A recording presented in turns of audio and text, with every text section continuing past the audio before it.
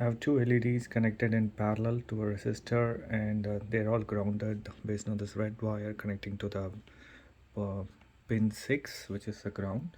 And I also have this orange wire, which is pin from pin 8, which is set as output to the breadboard.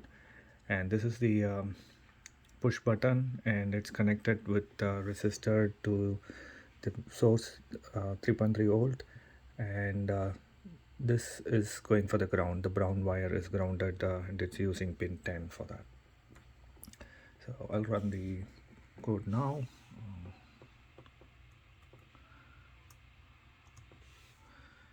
And so it's blinking. Now I'm going to press the push button. So the lights remain on, and then when I release it, it again starts to blink.